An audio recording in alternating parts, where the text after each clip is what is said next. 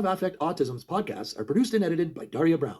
Please note that the views expressed during all episodes are solely those of the individuals involved, do not constitute educational or medical advice, and do not necessarily reflect the views of Affect Autism, Daria Brown, nor ICDL and associated parties.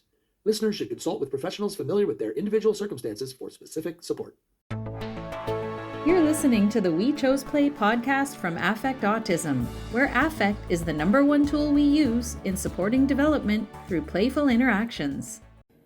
Affect is your number one resource to connect with your child. Do you find it hard to keep your child engaged with you? Is it hard to have an ongoing back and forth interaction without losing interest or moving away? It could be that you are struggling to connect with your child on an emotional level.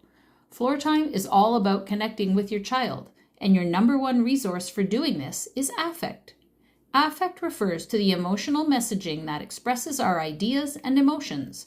It's our authentic expression in our communication, such as the tone of the voice we use, our gestures, facial expressions, and other nonverbal communication. This is our primary tool in Floortime. Affect is also about enjoying yourself. The brain imprints things more efficiently when you are using high affect.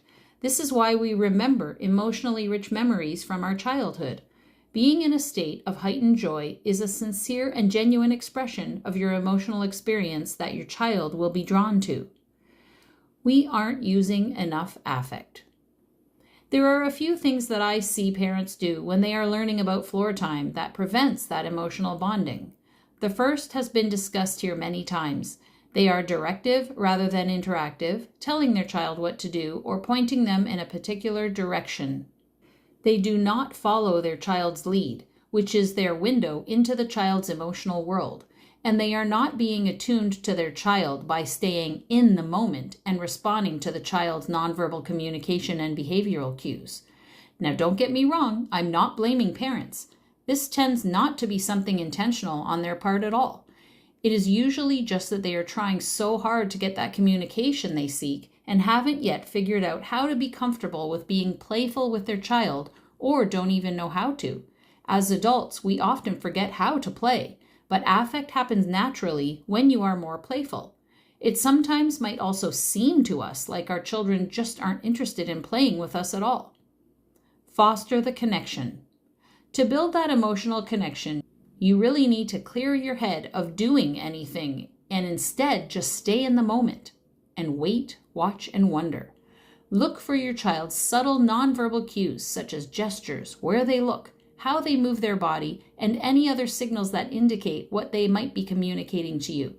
This is hard because we always want verbal language, but our children tend to say so much more with their nonverbal communication. Don't let any of these cues pass us by without acknowledging and responding to them. How you respond will depend on where the child is developmentally, but what's always the same is that we are being playful. And this is where the affect is so important. It's the delivery of who you are, which comes out so naturally when we are playful. Connecting through this affect with each other is the beginning of your developmental journey together. One way to get this affective connection going is to do nonsense and be silly. This isn't just for young children. It's about having fun and sharing joy together. Go slow with your language and movements and use a lot of natural facial expressions and gestures. Exaggerate your tone of voice. Then wait for a response. Often, our kids won't say anything without you encouraging them through waiting and anticipation. So attune to the child again and watch for their cues, then continue to respond playfully. Also be aware of children with dyspraxia or apraxia who may not be able to control their body movements and may give cues that are different from what their intention is. In this case, you can always guess and continue to watch and see. They might appreciate your attempts at understanding their communication. Talking or no talking. Recall that our relationship with our child is supporting our child's regulation.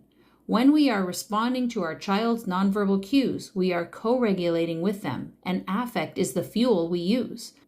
This involves mirroring what we see our child presenting to us emotionally. So it's very easy to say, talk less and use more affect, but that's not really the issue.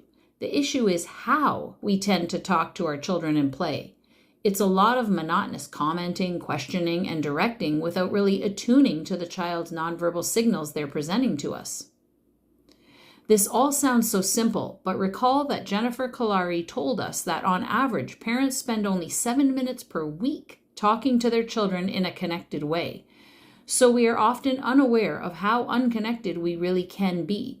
She also shares the neuroscience behind connecting with our child using affect and about her CALM, C-A-L-M technique, connect, affect, matching, listen, mirroring.